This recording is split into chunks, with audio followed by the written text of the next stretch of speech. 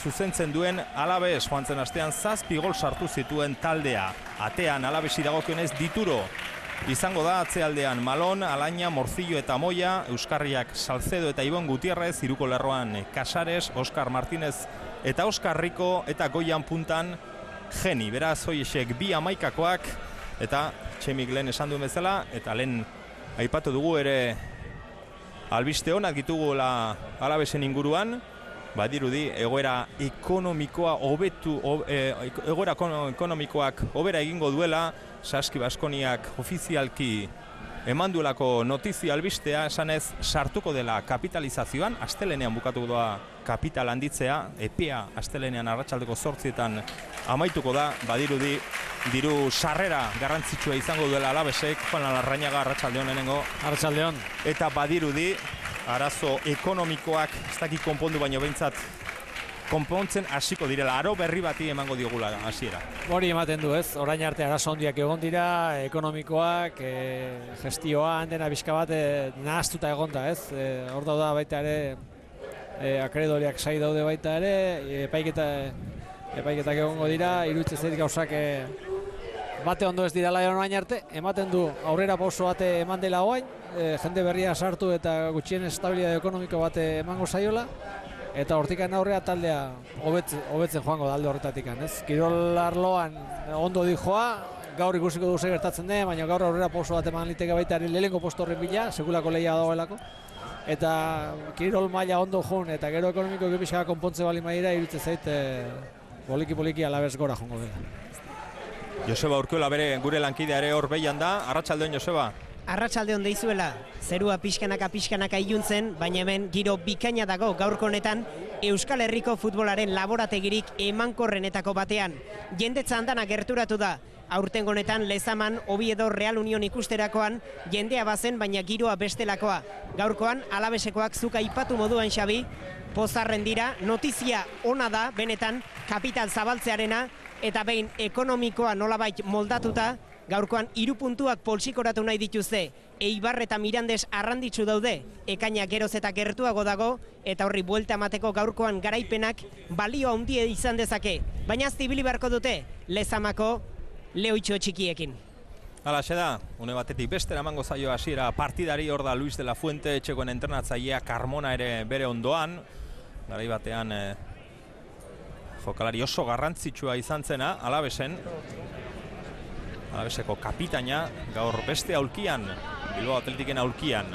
Etxeko jarriko dute lehen baloia jokuan. Eguraldia erabat lainotu eginda.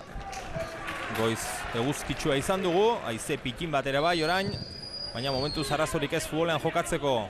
Bilbao Atletikek lehenengo baloi luzea gora bidali du, zuzenean kanpora joan da, ateko sake aterako du Alabesek, eta lehen esan dut, joan zen astean 7 gol sartu zituela, 7 eta bat irabazi zion Peñasporri joanan, baina horren aurretik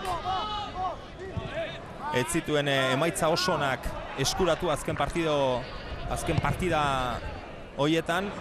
Izan ere lider postua galdu egin zuen, abantaiakin, aldearekin zegoen gaina lehenengo postuan, eta une honetan ez dago urruti noski, puntu bakar batera, baina 2 talde ditu aurretik.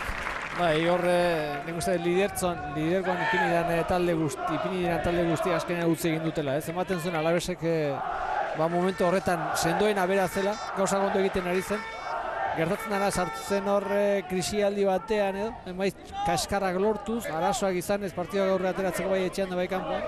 Gogoratzen dugu Barakaldon jokatu zen partidu hura, ez? Baina berdin zuen partidu hura irabazten da, gaina ematen zuen erraz irabaziko zuela. Eta handikan gero etxean galdu Palentziarekin, Mirandan galdu, bizka bat hor kornerra atera du bitartean, etxeko taldeak falta arazoan, bai. Eta hor egon dira bizka bat hilabete bat neko kaskarra egin du, eta besteak ez dute lo hartzen, eta Eibarrek aprobetxatu du lidergo hartzeko, ez? Eta sekulako lehia dago. Puntu batea da, 3 talde daude horre lehenengo postu horren bila, lehenengo postu horrek ematen duen sariarekin. Saria handia da, eta iruditzen zaite benetan lehia gogorreango dela. Eta lehia baita playoffetan sartzeko, joan zen astean Real Unionek puntutxo bat eskuratu zuen Ipuruan, baina atzekoek irabazi egin zuten, Osasunak, Logroñesek berriz ere gerturatu egin dira, 52 puntu dituzte Irundarrek, 50 Osasunak, eta berrogeta bederatzi Logroñesek. Valentziak berrogeta 8, hor 4 puntutan 4 talde daude.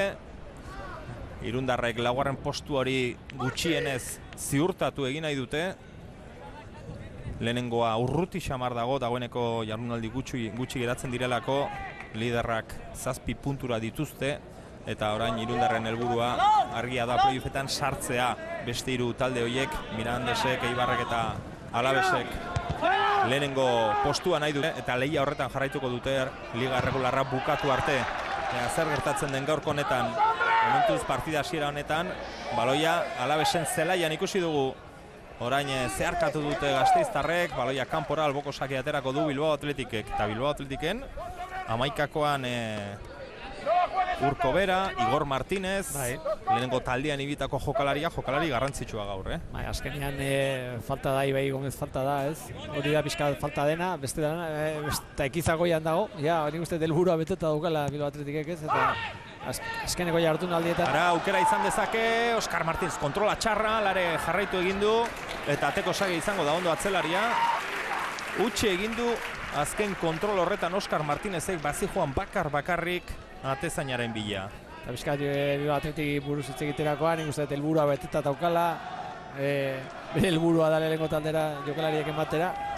Ekizta hor dago, Ibai Gomez nahiz eta lesionatu baita ere jokatu zen partido bat, Igor Martínez jokatu ditu, Urko Berak ere bai, irutzet bere helburua hori dela, eta bete duela, ez? Puntuak baditu eginda, 52 punturekin, lasaitasun puntua dauka, eta mendiken horrea gozatu egin behar da, ez? Eta Xavier, Urko Bera ipatuta, ezin ahaztu Lemoak ostegunean lortutako balentria. Federazio Koparen lehen partidua jokatu zuen, finaleko lehen partidua, eta Puerto Llanoren aurka, Puerto Llanon bertan, huts eta biko garaipena lortu zuten Aitor Larrazabale mutilek.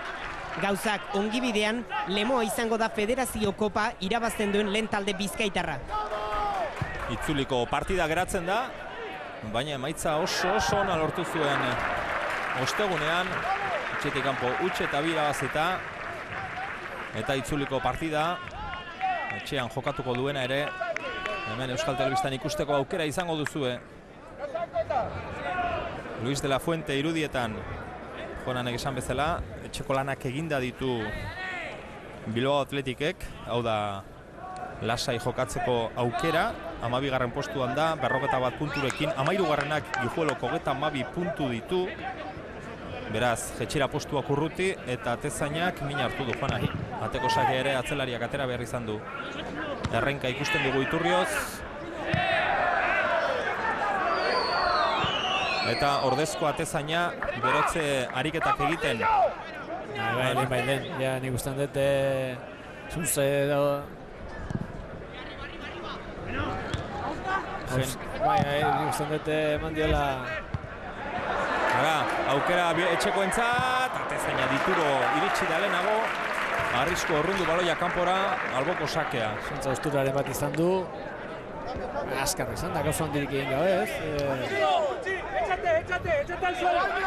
Gogora dezagun gainera, berezko atezain titularra Xabi Fernandez min hartua dela, eta horren hortez jokatzen duela Iturriozek, beraz albiste txarrak Luis de la Fuenteren taldearentzat. Halaxe da, aulkitik esan diote, eseritzeko, aldaketa eskatzeko, eta berehala egingo du aldaketa Luis de la Fuentek.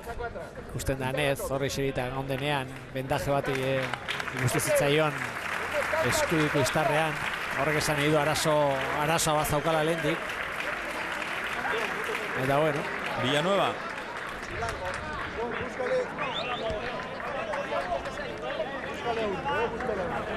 Atezain aldaketa, partida hasi eta berehala.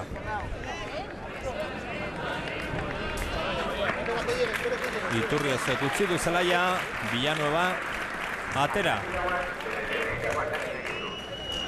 Orain pixka berotzen jarraitzeko aukera izango du. Bai.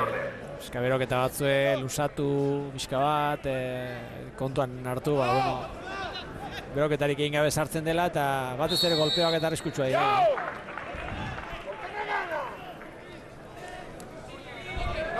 Etxekoen falta, Alabese jarriko du baloia jokuan, Dituro atezain argentinarrak aterako du. Lehenengo aldiz ikusten duguna, Matean. Egia zan, beroketa egiterakoan,